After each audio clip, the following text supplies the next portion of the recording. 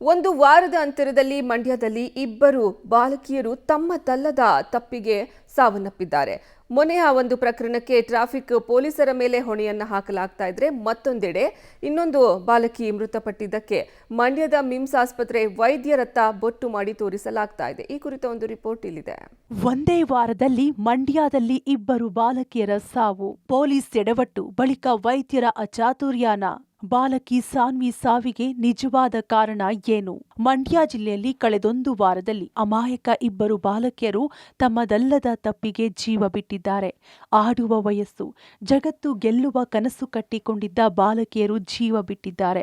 Traffic police ಎಡವಟ್ಟಿಗೆ ಹೃತೀಕ್ಷಾ ಸಾವು ಬಳಿಕ ವೈದ್ಯರ ನಿರ್ಲಕ್ಷ್ಯಕ್ಕೆ ಸಾನ್ವಿ ಎಂಬ ಬಾಲಕಿ ಬಲಿಯಾಗಿದ್ದಾಳೆಂದು ಆರೋಪಿಸಲಾಗಿದೆ. ಮಳವಳ್ಳಿಯ ನೆಲ್ಲೂರು ಗ್ರಾಮದ ಸಾನ್ವಿ ಕಾಲಿನಲ್ಲಿ ಗಾಯವಾಗಿದ್ದಕ್ಕಾಗಿ ಮಿಮ್ಸ್ ಆಸ್ಪತ್ರೆಯಲ್ಲಿ ಚಿಕಿತ್ಸೆ ಪಡೆಯುತ್ತಿದ್ದಳು.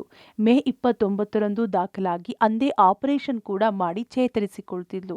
ಆದರೆ ಮಾರನೇ ದಿನ ದಿಢೀರನೆ ಬಾಲಕಿ ಸಾವನ್ನಪ್ಪಿದ್ದಾಳೆಂದು ವೈದ್ಯರು ಹೇಳಿದ್ದು, ಸಾನ್ವಿ ಕುಟುಂಬಸ್ಥರು ವೈದ್ಯರ ನಿರ್ಲಕ್ಷ್ಯಕ್ಕೆ ಸಾವಾಗಿದೆ ಎಂದು ಆರೋಪಿಸುತ್ತಿದ್ದಾರೆ. ಇನ್ನು ಮೃತ ಬಾಲಕಿ ಸಾನ್ವಿ ಪೋಷಕರಷ್ಟೇ ಅಲ್ಲದೆ ಅನೇಕ ಸಂಘಟನೆಗಳು ಪ್ರತಿಭಟನೆ ಮೂಲಕ ನ್ಯಾಯ ಕೊಡಿಸುವಂತೆ ಹಾಗೂ ತಪ್ಪಿತಸ್ಥ ಮಿಮ್ಸ್ ವೈದ್ಯರ ವಿರುದ್ಧ ಕ್ರಮಕ್ಕೆ ಪಟ್ಟು ಹಿಡಿದು ಹೋರಾಟ ಮಾಡಿದ್ರು.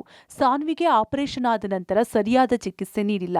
ವೈದ್ಯರ ಬದಲಾಗಿ ವೈದ್ಯಕೀಯ ವಿದ್ಯಾರ್ಥಿಗಳು ಚಿಕಿತ್ಸೆ ನೀಡಿರುವುದು ಈ ಘಟನೆಗೆ ಕಾರಣ ಅಂತ ಕುಟುಂಬಸ್ಥರು ಆರೋಪಿಸಿದ್ರು. ಅಷ್ಟೇ ಅಲ್ಲದೆ ಮಗು ಮೃತಪಟ್ಟಿದ್ರೆ ಪೋಷಕರಿಗೆ ಮೊದಲು ವಿಚಾರ ತಿಳಿಸಬೇಕಾಗಿತ್ತು. ಆದರೆ ಅದರ ಬದಲು ಪೊಲೀಸರಿಗೆ ವಿಚಾರ ತಿಳಿಸಿ ನಂತರ ಪೋಷಕರಿಗೆ ತಿಳಿಸಿದ್ದಾರೆ. ಇದು ಮಂಡ್ಯ ಮಿಮ್ಸ್ ವೈದ್ಯರು ಹಾಗೂ ಆಡಳಿತ ಮಂಡಳಿ ನಡೆ ವಿರುದ್ಧ ಸಾಕಷ್ಟು ಅನುಮಾನ ಹುಟ್ಟು ಹಾಕುವಂತೆ ಮಾಡಿದೆ.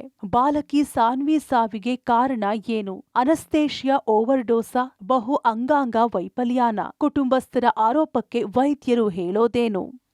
ಮೃತ ಬಾಲಕಿಯ ಕುಟುಂಬಸ್ಥರ ಆರೋಪವನ್ನ ಮಿಮ್ಸ್ ಆಸ್ಪತ್ರೆ ವೈದ್ಯರು ಸಾರಾಸಗಟಾಗಿ ತಳ್ಳಿ ಹಾಕಿದ್ದಾರೆ. ನಮ್ಮಲ್ಲಿ ಚಿಕಿತ್ಸೆ ನೀಡುವಲ್ಲಿ ಯಾವುದೇ ಲೋಪವಾಗಿಲ್ಲ ಎಂದು ಸ್ಪಷ್ಟನೆ ನೀಡಿದ್ದಾರೆ. ಆದ್ರೀಗ ಎಲ್ಲವೂ ಸರಿಯಾಗಿದ್ದ ಮೇಲೆ ಬಾಲಕಿ ಸಾವನ್ನಪ್ಪಿದ್ದು ಯಾಕೆ ಮತ್ತು ಹೇಗೆ ಎಂಬ ಚರ್ಚೆ ಎಲ್ಲೆಡೆ ಶುರುವಾಗಿದೆ. ಬಾಲಕಿ ಸಾವು, ಕುಟುಂಬಸ್ಥರ ಆರೋಪ ಏನು? ಸಾನ್ವಿಗೆ ಆಪರೇಷನ್ ಬಳಿಕ ಸರಿಯಾದ ಚಿಕಿತ್ಸೆ ನೀಡಿಲ್ಲ ಎಂದು ಪೋಷಕರು ಆರೋಪ ಮಾಡ್ತಾ ಇದ್ದು, ವೈದ್ಯರ ಬದಲಾಗಿ ವೈದ್ಯಕೀಯ ವಿದ್ಯಾರ್ಥಿಗಳಿಂದ ಚಿಕಿತ್ಸೆಯನ್ನ ಕೊಡಿಸಿದ್ದಾರೆ. ಬಾಲಕಿ ಸಾವನ್ನಪ್ಪಿದ ವಿಚಾರ ಮೊದಲು ಪೋಷಕರಿಗೆ ತಿಳಿಸಿಲ್ಲ, ಬದಲಾಗಿ ಪೊಲೀಸರಿಗೆ ವೈದ್ಯರು ವಿಚಾರ ತಿಳಿಸಿರೋದು ಎಂಬುದು ಪೋಷಕರ ಆರೋಪವಾದ್ರೆ ಆಸ್ಪತ್ರೆಯವರು ಹೇಳೋದು ಬೇರೆ.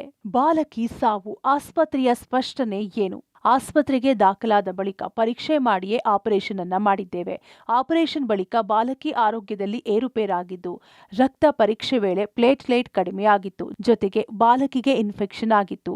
ವೈದ್ಯರು ಚಿಕಿತ್ಸೆ ನೀಡುವಲ್ಲಿ ಯಾವುದೇ ನಿರ್ಲಕ್ಷ್ಯ ತೋರಿಲ್ಲ ಎಂದು ಸ್ಪಷ್ಟನೆ ಕೊಟ್ಟಿದ್ದಾರೆ. ಆದರೆ ಬಾಲಕಿ ಸಾವಿನಲ್ಲಿ ಕಾಡ್ತಿರುವ ಅನುಮಾನಗಳೇನು ಅಂತ ನೋಡೋದಾದ್ರೆ, ಬಾಲಕಿ ಸಾವನ್ನಪ್ಪಿದ್ದು ಹೇಗೆ? ಶಂಕೆ 1, ಕಾಲಿನ ಮೂಳೆ ಆಪರೇಷನ್ಗೂ ಅಂಗಾಂಗ ವೈಫಲ್ಯಕ್ಕೂ ಏನು ಸಂಬಂಧ? ಶಂಕೆ 2, ಯಾವ ಕಾರಣಕ್ಕೆ ಬಾಲಕಿಯ ಅಂಗಾಂಗ ವೈಫಲ್ಯ ಆಯಿತು? ಶಂಕೆ 3, ಅನಸ್ತೇಷಿಯಾ ಓವರ್ಡೋಸ್ನಿಂದ ಬಾಲಕಿ ಸಾವಾಯ್ತಾ ಎಂಬ ಅನುಮಾನ ಕಾಡ್ತಿದೆ. ಬಾಲಕಿ ಸಾವಿನ ತನಿಖೆ ಚುರುಕು, ಮಿಮ್ಸ್ ಅಧಿಕಾರಿಗಳ ತನಿಖೆಗೆ ಮುಂದಾದ ಜಿಲ್ಲಾಡಳಿತ. ಇನ್ನು ಬಾಲಕಿ ಸಾನ್ವಿಯ ಸಾವಿನ ಸತ್ಯಾಂಶ ಹುಡುಕಲು ಮಿಮ್ಸ್ ಅಧಿಕಾರಿಗಳ ಮೇಲೆ ತನಿಖೆಗೆ ಮಂಡ್ಯ ಜಿಲ್ಲಾಡಳಿತ ಮುಂದಾಗಿದೆ.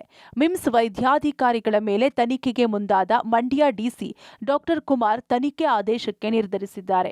ಸರ್ಕಾರಿಯ ಇಬ್ಬರು, ಖಾಸಗಿಯ ಇಬ್ಬರು ಹಿರಿಯ ವೈದ್ಯರು ಸೇರಿ 4 ಹಿರಿಯ ವೈದ್ಯರ ತಂಡದಿಂದ ತನಿಖೆ ನಡೆಸಿ ಮೃತ ಬಾಲಕಿ ಸಾವಿನ ಸತ್ಯ ಅರಿಯಲು ತೀರ್ಮಾನಿಸಿದ್ದಾರೆ.